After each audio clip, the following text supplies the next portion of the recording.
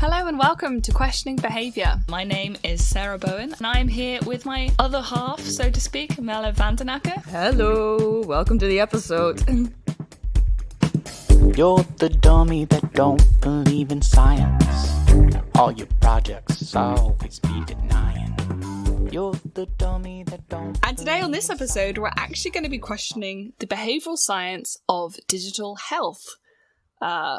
Which sounds interesting, right? I think you can all agree. Yeah, Very interested. So what? Largely, I guess it's the crossover between what technology can do for us in terms of access and interventions in terms of health behaviours. I'm sorry, I'm with a stickler for definitions here, so I don't know whether she means me. yeah, but no, it's a really interesting topic. I mean, especially there's a COVID-shaped elephant in the room potentially when we're talking about health and health behaviors. But before COVID happened, we were interested in health, right? So yeah, no, me personally doing the PhD, blah, blah, blah. No one wants to hear about my PhD, but yeah, it's an interesting topic for me. Wow, that's what an introduction. No, first of all, I am very much interested in health. Second of all, I am also interested in your PhD. Third of all, there's a lot of interesting stuff to discuss when it comes to the behavioral science of health, especially when we talk about applications of technology to it. Both during and before and hopefully after COVID. Because, I mean, there was a life before COVID. I feel like some people are like trying. Yes, there was. I had a great life before COVID. I actually was allowed to go outside and go, clubbing and shopping and God knows what. But yeah, there was life before COVID. There was research on health before COVID, as unrealistic as this might sound. And there will be research on health, also digital health, after COVID. I do think COVID has sped things up a bit, though, because a lot of the technology that we see apply with COVID, so like being able to do a lot of health interventions remotely, I don't remember seeing much of that before COVID happened. Because, we immediately went into lockdowns, so remote was the new normal. Yeah, so this is like seeing your doctor through Zoom and doing a physio session over Skype, this type of thing, right? Yeah, and then having things delivered to you by drone rather than actually having to go to the pharmacy yourself, which I think, I have to admit, I think that's pretty dope. Yeah, pretty cool. These drones are getting quite advanced. I'd keep my eye on them if I were you. Yeah. I love this. Just, the upcoming generations, like, no one's going to ask for a pet. They just want a drone, and they'll just walk their drones. Yeah, they're pretty cute. So I don't fault them for that. But I'm interested. Merle, do you use any sort of digital health interventions in your own life? I mean, I've got a couple of apps on my phone which keep sending me reminders that I should probably do some arm training or some ab exercises and stuff like that, to get leaner, fitter, slimmer. I don't even know by this stage anymore. I've got quite a few of them on my phone. I do tend to ignore them because I feel like because I exercise on my own, like I go for runs quite often, so I feel like I'm fit enough, well, with regards to cardio at least. So these are the only like health interventions, if you can even call them that, I engage with. So I think I'm an open-minded test subject. Like if you've got a health intervention, you want to test on me, go for it. What about you? So last year I actually invested in a Garmin watch, which was a fantastic investment for me particularly. And the amount of information that watch collects on me when I'm running or swimming or cycling or whatever you want is kind of mind-boggling. But it's absolutely fantastic the way that it delivers the feedback to me through the app. So yeah, I'm the type of person who's a little incy-wincy bit competitive, and I also love data. Well, you're competitive as hell, mate. It's true. It is what it is. I thrive off of competition, and I also get pretty annoyed internally if I'm not doing well. You're a sore loser is what you're telling me. No, not a sore loser, just it's more about competitive with myself rather than other people. So if there is someone next to me exercising, I will push myself faster. Peer effects and spillovers, whatever you want to call it. But I'm very competitive with myself. So what Garmin does is it gives you all this amazing feedback on sort of, how many strokes per minute that you manage to do over a course of a 40-minute swim or cycling. There's all these crazy statistics, and trying to figure out how to optimize your training program to like shave down these numbers is really cool. So I think there's so much that, digital health can do, not just within the realm of exercising. It's a really exciting field. It's kind of really just emerging, right? It can only advance as fast as technology can advance, which is really interesting to think about. Yeah, I'm just excited to hear more about how these health interventions are designed and applied, and the sort of strides we've made as behavioral scientists. Well, in that case, let's call in our expert, because I'm sure she can tell you much more about it. Today, we're actually talking to the amazing Aline Holzwarth, and I genuinely hope I pronounced that right, who has been in the digital health sector for quite a long time. And she is going to tell us exactly about what's going on in that sector, how behavioral science can help that sector, and what we can expect from that sector in the long run, during and after COVID. So please take it away, Aline.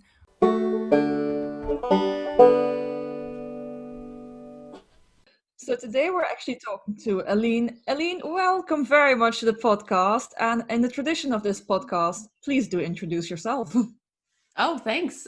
So thanks for having me. I sort of consider myself an applied behavioral scientist. I think you're probably talking to a lot of applied behavioral scientists. My main jobs are head of behavioral science at Pattern Health. This is a digital health platform. And then I'm also a principal of the Center for Advanced Hindsight, which is Dan Ariely's research lab at Duke University. And I guess I would say a lot of my work is in digital health these days, but I'm also interested in all sorts of human behavior, things that are sometimes only very tangentially related to behavioral science. Like I recently organized a collaborative behavioral science playlist. I've been known to put together art exhibits. I think, like taking a really interdisciplinary approach to behavioral science is something that I not only find really fun to do, so it's very motivating to me, but I think it's good for the field to kind of branch out too, not just do science. Absolutely. Fair play to you. So you apply it to every sector of your life, your creative, your art, your work, personal organization, maybe even. Impressive. Anything that you possibly can. So if you apply behavioral science to so many aspects of your life, then of course the question becomes, which aspect came first? How did you actually get into behavioral science? Yeah, so I think like a lot of behavioral scientists, I'm just very fascinated by human behavior and trying to understand why people are doing what they're doing. And so as a part of that, I studied psychology as an undergrad. This was at Reed College, which is in Portland, Oregon. It's an amazing liberal arts college. I wish I could go back and do it again. Yeah. I feel like my experience at Reed like really sort of provided me with this foundation to not only understand how to think about problems and how to set up experiments and how to answer them, but also just kind of exposed me to lots of different fields of psychology. So I did lots of different types, many of which I don't do anything related to now. I sort of studied three main strands of research: rats, babies, and college students. Fun. Yeah, a pretty wide range, and I think just getting this kind of range and exposing myself to a lot of different things, I would really recommend for other people to do. Just so with the rats, and I think it's interesting to just get a light view of the foundation. I did some research examining the the role of neuroactive peptides, such as the endogenous peptide ghrelin. Ghrelin is one of these things that are in your gut. All sorts of hormones are making you, hungry or not hungry, and so on, and sort of how does this peptide work, and how does it get involved in eating behavior and anxiety? And so that was interesting, but that was sort of the beginning and the end of my rodent research. I was mostly interested in humans. I did most impressively get to perform stereotaxic surgery on rats, so that's something that I can like put under my belt is I have some talents. I'm so glad you can put that on the CV, but to be quite frank, it's I've got a weak stomach. Let's move on. Yeah. Well, I don't know what your stomach is for babies. Not better. Not better. You didn't perform surgery on babies, did you? I did not perform surgery on babies, thankfully. No, I did some developmental psychology work in terms of actually not babies' behavior, but mothers' behaviors. And we were just interested in like, how are they behaving in order to teach their children? Are they going through the full sequence of events versus just like, doing one piece at a time? Because babies learn through imitation, you can sort of think that if they're trying to teach that there's a purpose behind these actions, you might it might be more helpful to teach the full sequence. And so we did find that, which was pretty cool. Just that mothers are kind of intuitively doing these things. They don't know that they're teaching in ways that are more helpful for learning in babies. So that was pretty cool. But and it also exposed me to the experience of cold calling participants and trying to recruit mothers in the Portland, Oregon area, and just like, the non-glamorous side of research. And then finally, I sort of, got tired of babies, moved on to college students, dipped my toes into social psychology and specifically self-handicapping behavior. So how do, for example, students who might be self-conscious about their own skills and talents, maybe, how would they put themselves in situations that sort of guarantee that they're going to fail so that they can then blame their failure on that thing? Like, oh, I didn't fail my exam because I don't understand the material. It's not a me thing. It's because I was out all night partying. And then you can blame it on the being out all night, right? And so we were interested in, when people do this and how they do this and what the reasoning is behind it.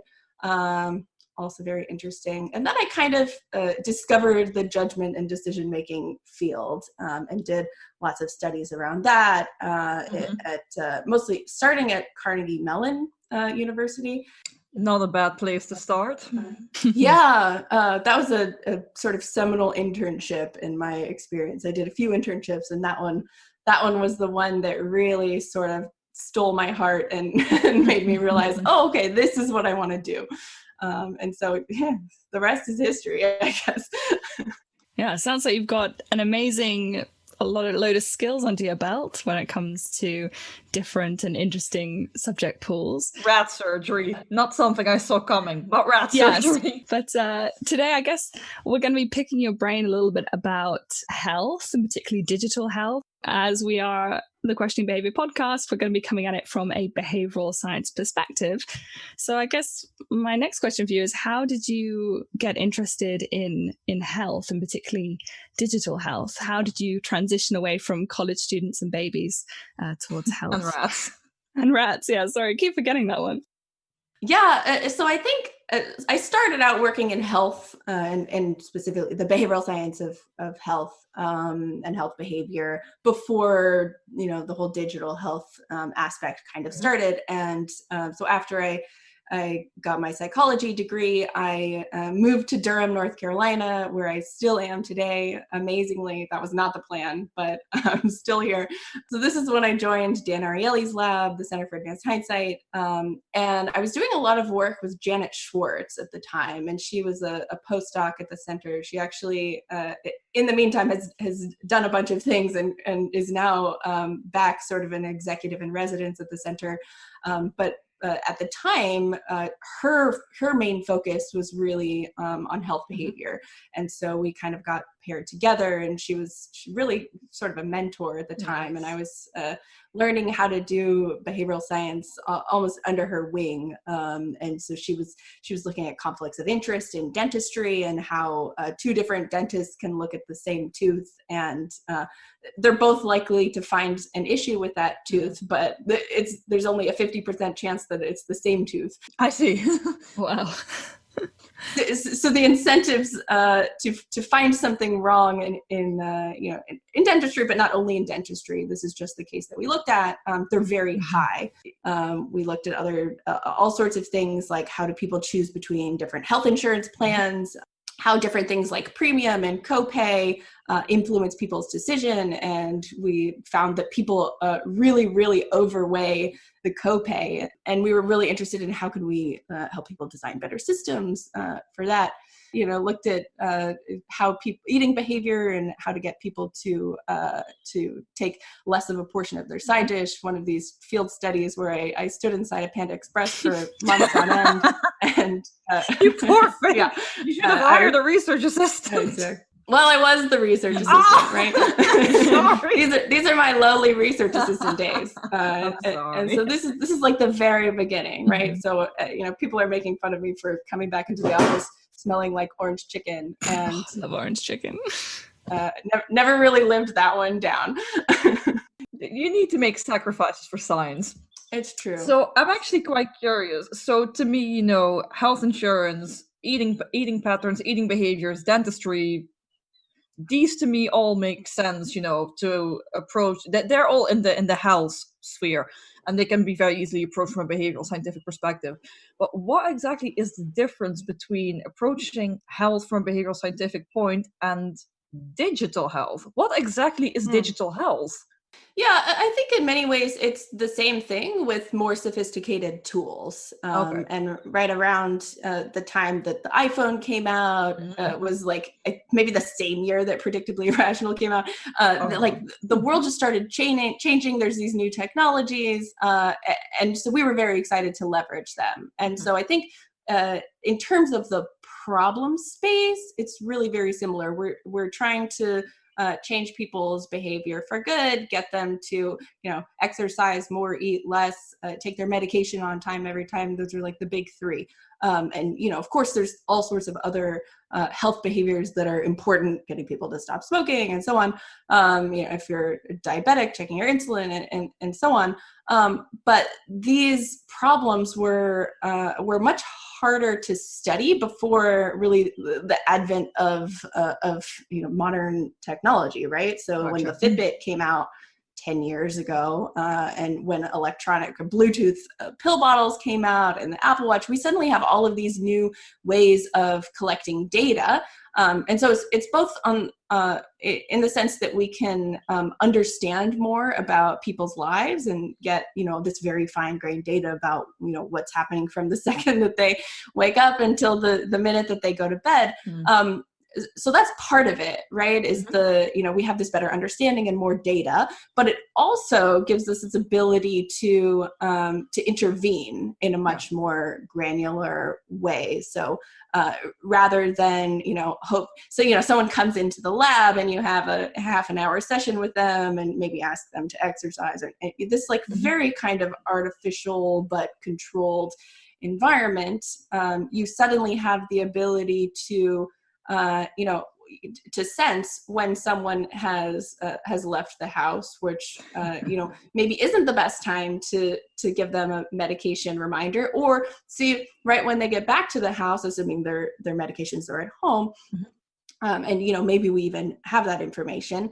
Then you can sort of time your reminders and your interventions to really align with people's lives. And so the way that I like to think about it is using behavioral science as our way of understanding people and understanding human behavior and how people think and act and how they might react in different environments, and then using digital health or digital technologies as a means of reaching them. So with these two combined, and this is like a kind of a shtick at this point, but because I've said it so many times, but like at this intersection, we have a sweet spot where we can make the greatest impact with these, with behavioral science and digital health. Very clear. Fascinating. So It's this idea that, the advent of technology has given us these new tools with which we can sort of increase the timeliness of interventions and tailor interventions to the individual. I mean, so my PhD is in the health domain, behavioral science health domain. And I think one of the biggest challenges for behavioral science and in terms of health behaviors is that health behaviors are such individual and complex problems that there doesn't seem to be an easy solution that works for everyone all the time. Absolutely. Yeah. Well, I think there's a huge opportunity for personalization, like exactly to that point. The more we can understand about, what sorts of interventions are people going to respond to, and then, build that view of them, we can develop more tailored interventions and over time like really help people in the ways that they need it, so we don't have this very broad brush or this sort of one size fits all approach to health. I think it's really important that we grow in that area, and certainly there's the beginnings of this starting to happen with machine learning and sort of big data, where we can really look at personality differences and see how people respond differently to things like this. We're really at the beginning of that sort of ability. I think you see a lot of marketing around that idea and not a lot of actually good research. So right. That can be said about a lot of behavioral economics. Yeah, certainly. But as long as we catch up to what our claims are, and at some point, I think it's okay. I think by this stage, I think there's already the claim that we can hack the brain by this stage, so we need to hurry up. Yeah, I mean that brings tears to my eyes. I'm sorry, buddy. I'm sorry. We're so far from that. We are very. Let's just push this back towards the back of the conversation, towards the back of the closet, never to be seen again. So you've touted the fact that you're really happy with technological progress, and this has made research a lot. Well, I wouldn't say easier, but it's made it definitely a lot more impactful. Is there any of the research that you've done so far, in any of these studies and interventions that you've run, have you ever seen a drawback of technology use? Yeah, I mean, I think that as with any tool, you can use it for good or bad, and Sure. We certainly like to use it for good. You can see all the in the well, I won't name any any behavioral scientists, but you can see some who have really tried to help companies understand how to get their users hooked on certain behaviors, and those behaviors may not always be in the best interest of their users. So I think it's very important, of course, that when we leverage behavioral science to get people to do things, and that's like, I think partially we're giving a lot of credit to behavioral science. Like, this isn't like a magic wand where like, oh, we applied this loss aversion intervention and suddenly like everyone is taking their medication. Like, it's not that. We don't have that much power. But certainly I think as choice architects and as people who are trying to design for behavior change and create these sorts of digital health interventions or just digital interventions, period, we really have to think about, what's in the best interest of our users. Is this something that they want? If they can tell us that they want it, even better. Presumably people want to, and they tell us that they want to be happier, be fitter, behave in their best long-term interests, even when they don't always act that way. Aline, I'm curious, what types of health technologies have actually been shown to really impact behavior and health outcomes? Are there any sort of good examples where there's been some clear positive impact? Oh, absolutely. And even just my work with Pattern Health, which is obviously a very small subset of behavioral science and digital health. I think we've run several studies, and we're working with partners all the time to gather more evidence for what are we trying to do? A lot of what we've done has kind of focused on social tools and commitment tools, and in terms of how do we get people to pre-commit to a certain behavior, how do we use implementation intentions, how can we use commitment devices to get people to like really attach some consequences to failing to do whatever the thing is that they're committing to, or even a reward for succeeding on that thing. And, in the social space, of course, humans are social animals. So this can be a very powerful motivator. We can share social norms, social proof, and say, 60% of the people that are in your demographic are, take a walk outside every day. And maybe in coronavirus times, and wearing a mask, right? Very typical.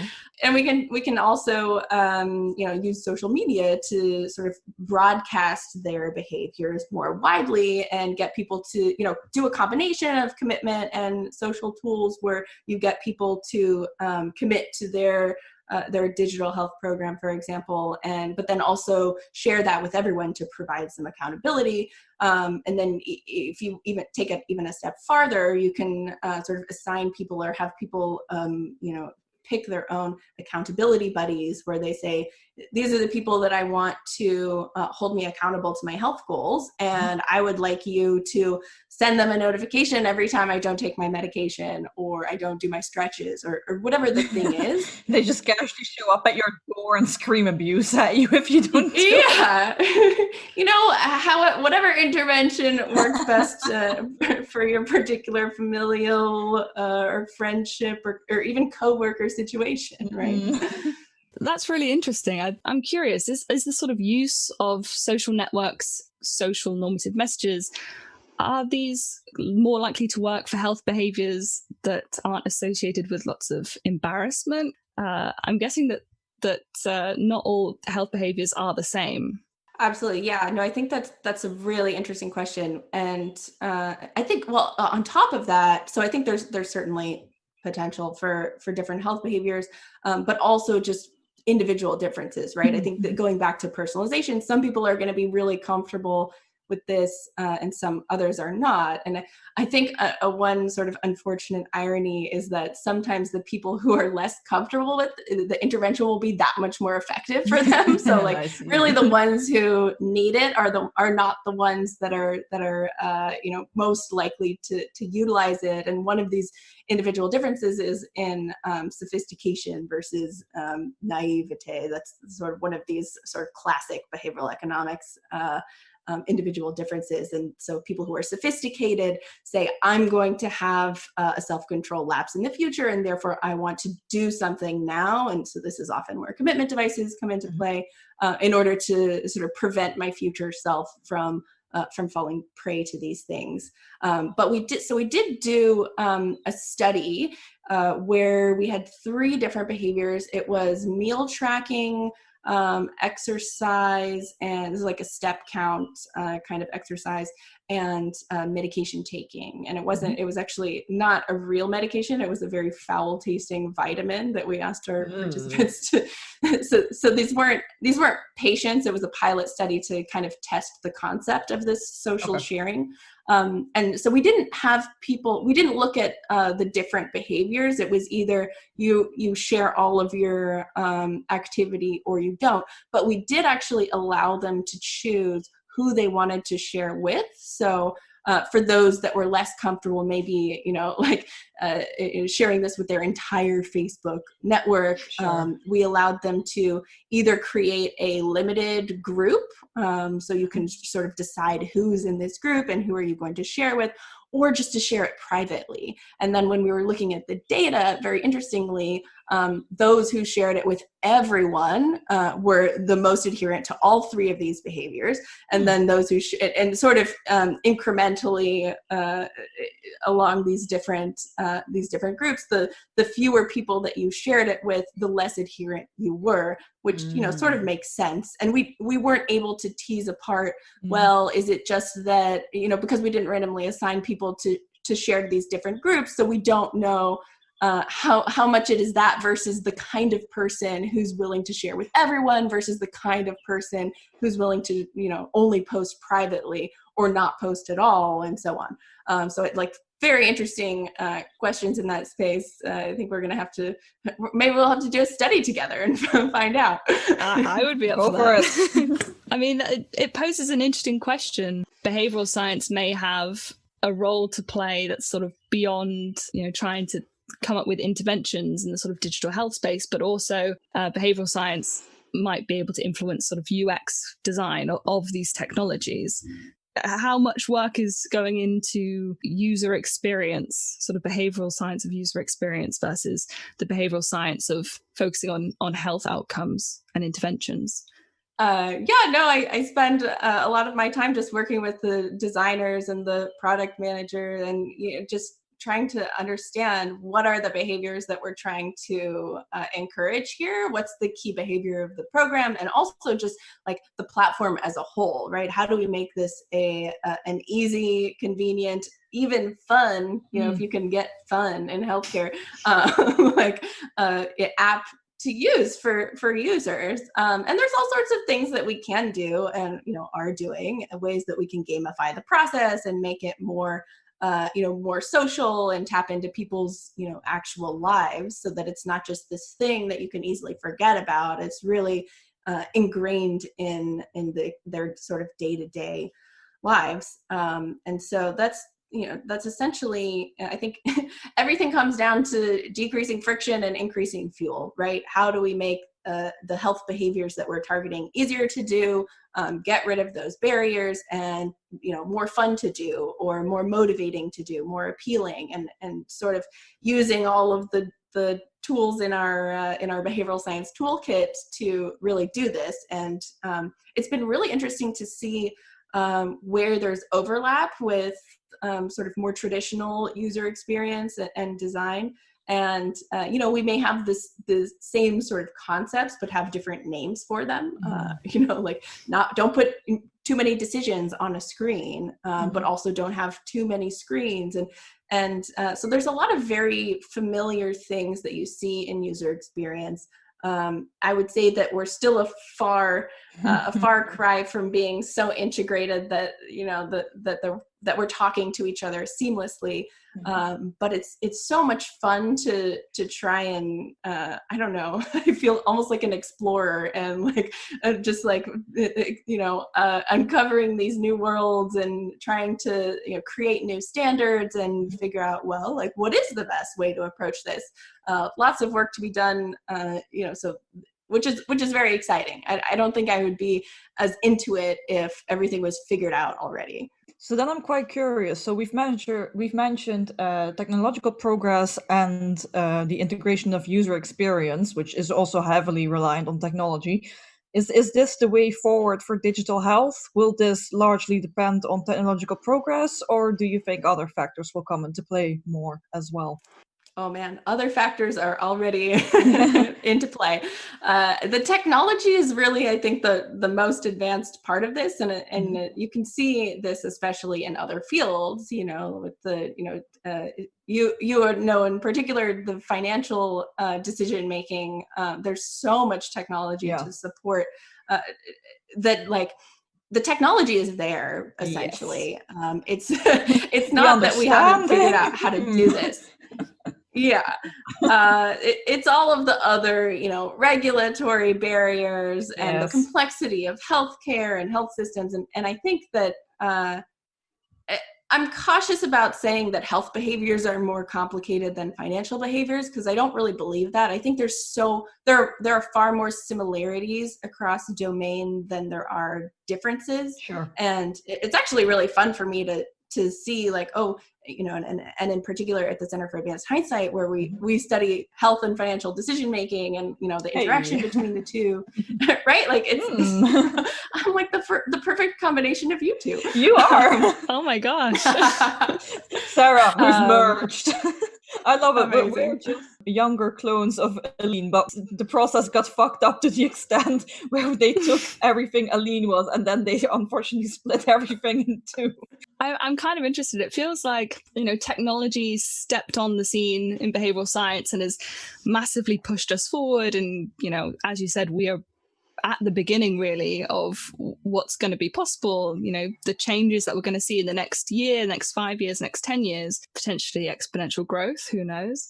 But how do we strike the balance between this sort of rapid innovation of technological progress and the sort of famously slow production of research in academia? Do we think that actually technology is definitely going to overtake research, but how is that going to affect how we use behavioral science in digital health? Yeah, very interesting. I think, so I have two potentially conflicting views on this. One is that I think that slow research is very important, and we shouldn't jump ahead of the research. We don't need to implement something before we know what to implement. It's really just not efficient to do that, and we should do good research.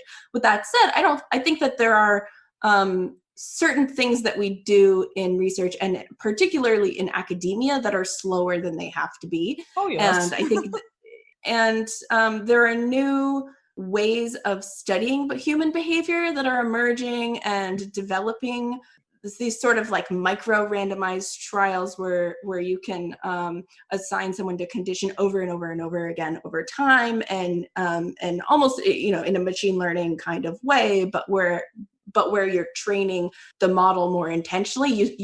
It's a machine learning approach, but you have a hypothesis, right? So a lot of machine learning is like, oh, let's just like let the computer go and see what happens. So like that, I don't think is going to be, that's not the holy grail.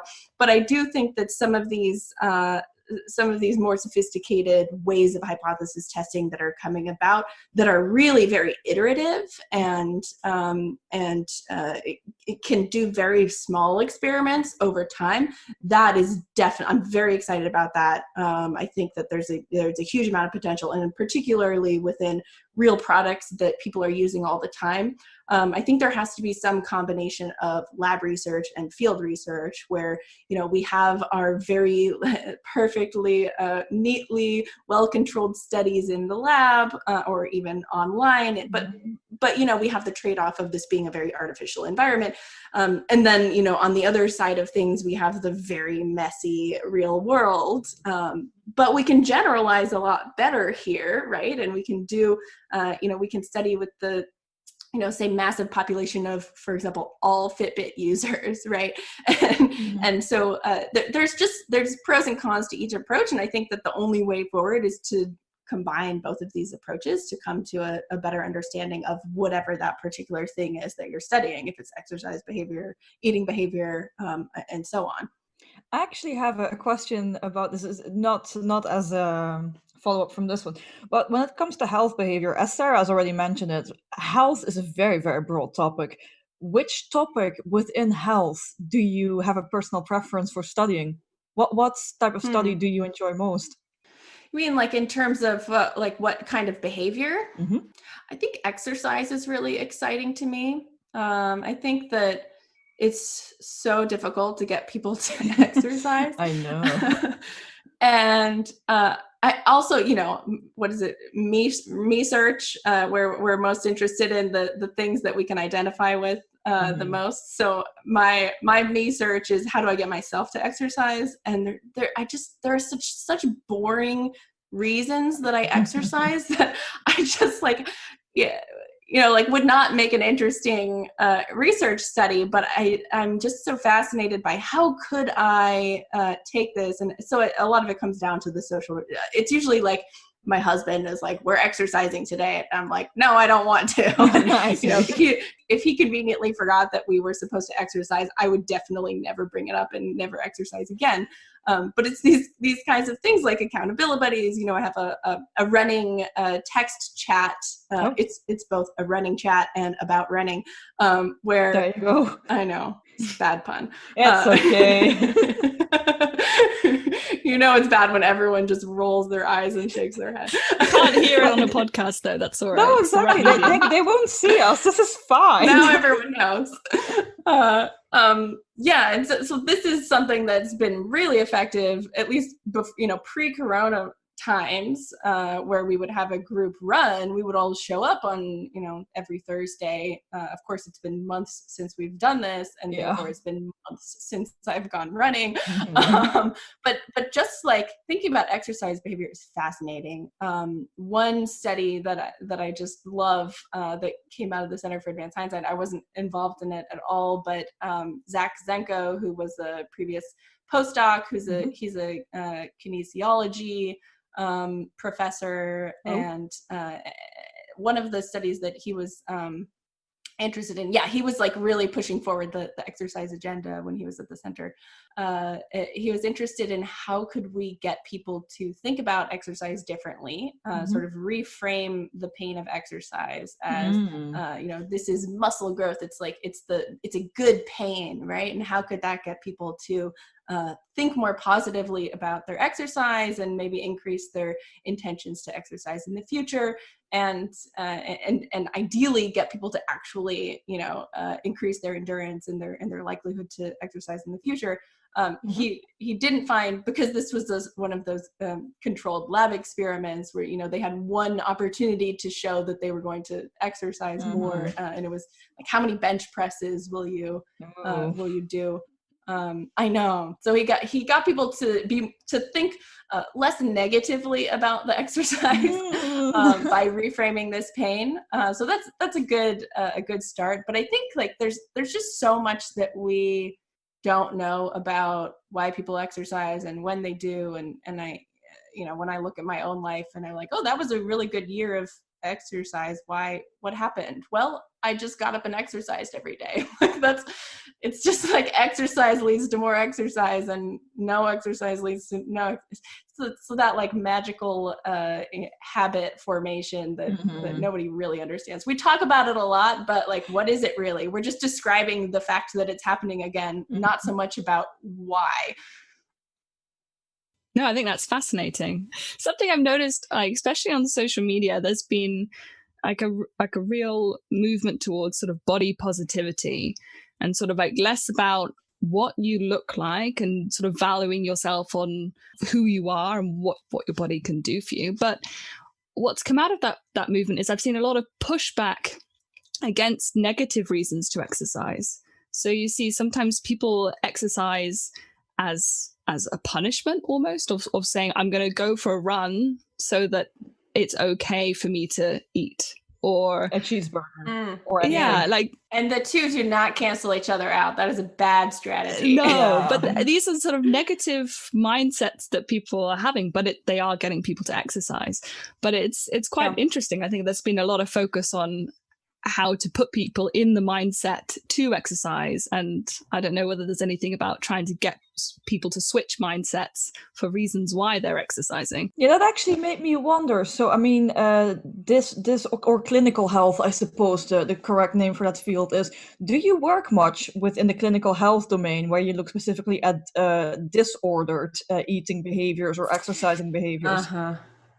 I do not, no. And in fact, this has been kind of a pain point for me, trying to do behavioral science in healthcare, where the understanding of healthcare of behavioral science is actually behavioral health, which is a very similar word, but a very different meaning. And behavioral health is, when people have some sort of clinical diagnosis of, an eating disorder or some sort of mood disorder, or, but people who have not been diagnosed with a mood disorder, for example, someone who has not been diagnosed with anxiety or depression can benefit from happiness boosting, well-being encouraging activities, just like someone who, it's not like they're responding that differently to these sorts of things. And if you look at, for example, the Laurie Santos's Science of Wellbeing, this is a course that she taught at Yale, moved to Coursera, and now we actually have as a digital health program as part of Pattern Health. Cool.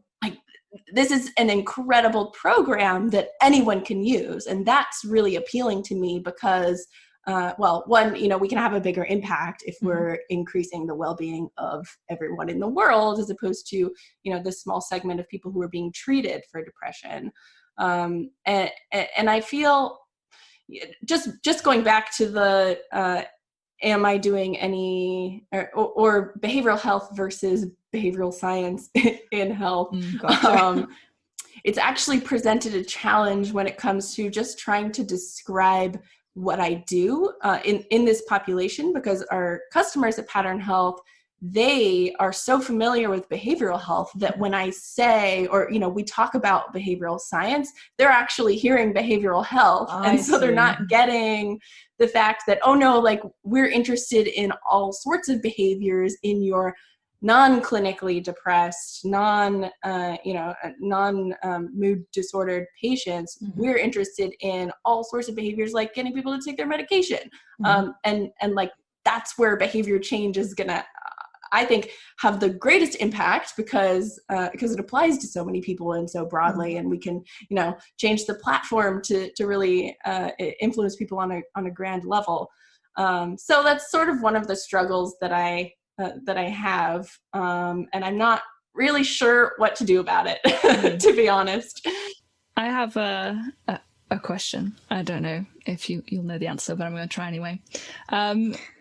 Does digital health exclude some people? I'm imagining that there is sort of a subsection of the population that maybe isn't very confident using technology, or maybe doesn't even have access to these types of technology. And what can we do to try and reduce this sort of inequality? Or are we just thinking, well, in 15 years, this problem might not be a problem anymore because everyone will have grown up with this technology. Problem will have died out, is what you're trying to say. Yeah. Well, yeah. No, I agree with both of these sides, right? That technology is becoming more and more prevalent, and I actually have been joking that we need to just apply for a grant to give everyone in the world a smartphone and access to the internet. And it's really not a joke. Like, I think this is sort of what we need to do. But it's also true that in the meantime, we have to make sure that we can access populations that might not have a smartphone.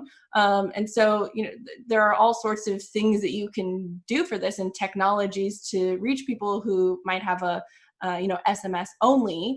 And so that we've actually just integrated with or developed this capability in Pattern Health that we can send text messages as sort of an alternative to a smartphone intervention. You don't get all of the benefits, obviously, but you still get some of the benefits, and something is better than nothing in many cases. And then, of course, there are people who don't have any phone. I think that's such a small percentage of the population that I'm not sure what to do there, or if it's worth the effort. Yeah, I would like to really just give them smartphones for sure. I love how we're just having an Oprah moment, and you get a smartphone, and you get a smartphone, you all get a smartphone. Everyone gets smartphones. There you go. Yeah, but I think like sort of a byproduct of this fact that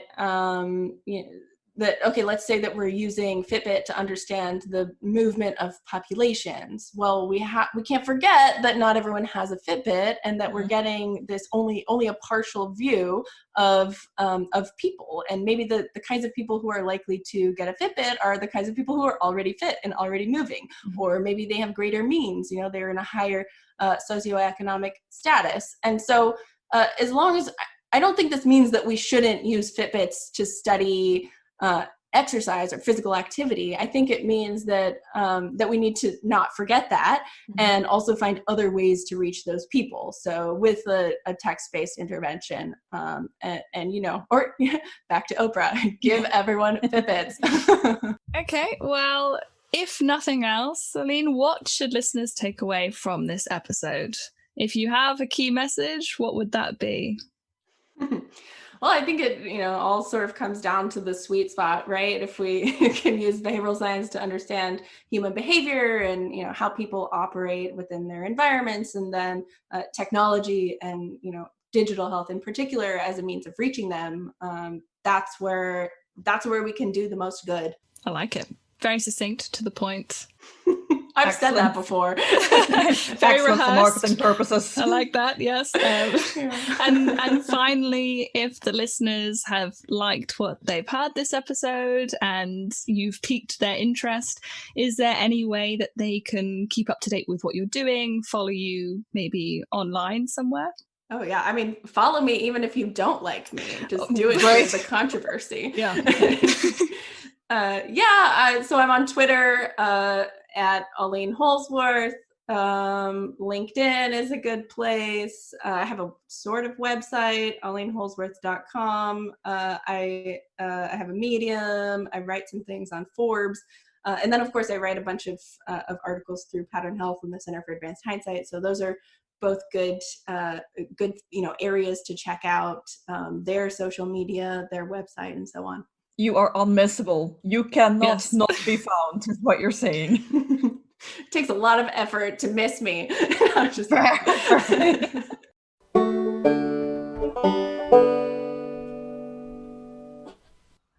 Well, thank you so much for that, Aline. I think that was a really interesting conversation, and I've actually learned the difference between behavioral health and, the behavioral science of health, which turns out is quite different, which I didn't know, but now I can use my words correctly.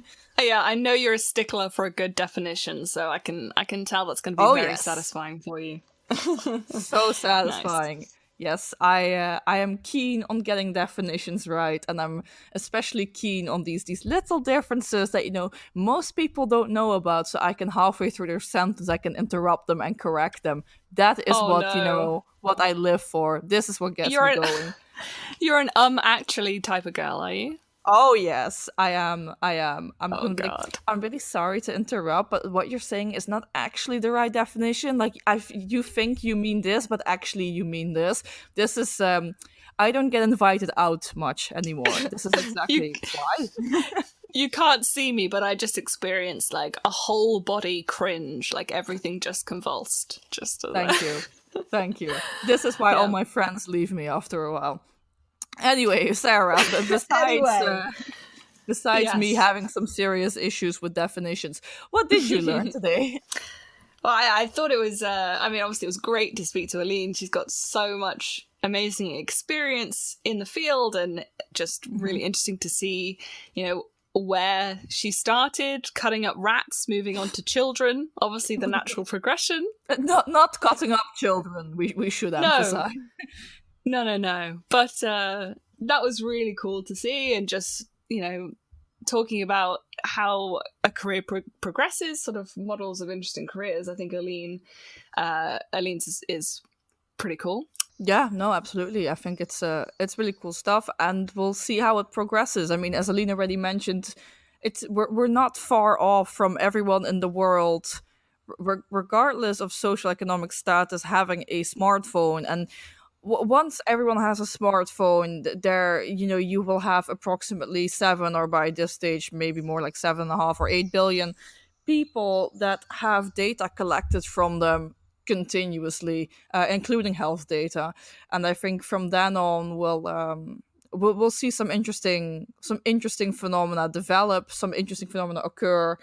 And there will be some real questions we should ask ourselves, the questions that we should have asked ourselves much earlier as scientists, but that we simply haven't, about how to approach this and how to approach this properly, with scientific rigor, but with respect for people, because they're not just participants, and we're also no longer allowed to call them subjects, which I thought was a good decision, because we're dealing with people. And even if we're just dealing with their data records, we are dealing with people.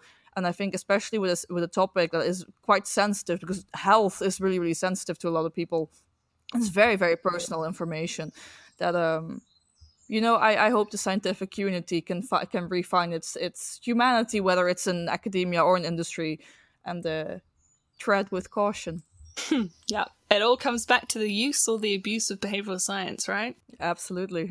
It's a powerful tool, a weapon of mass influence, but it's down to the scientists and the practitioners to determine how these tools get used. So an unending debate and topic, but a very important one for sure. Oh, absolutely. And I guess that is it for us today. We hope you really enjoyed the episode. Thanks again so much to Aline for making the time and sitting down with us. And we hope to see you next week. You're the dummy that don't believe in science. All your projects always be denying. You're the one I love. You're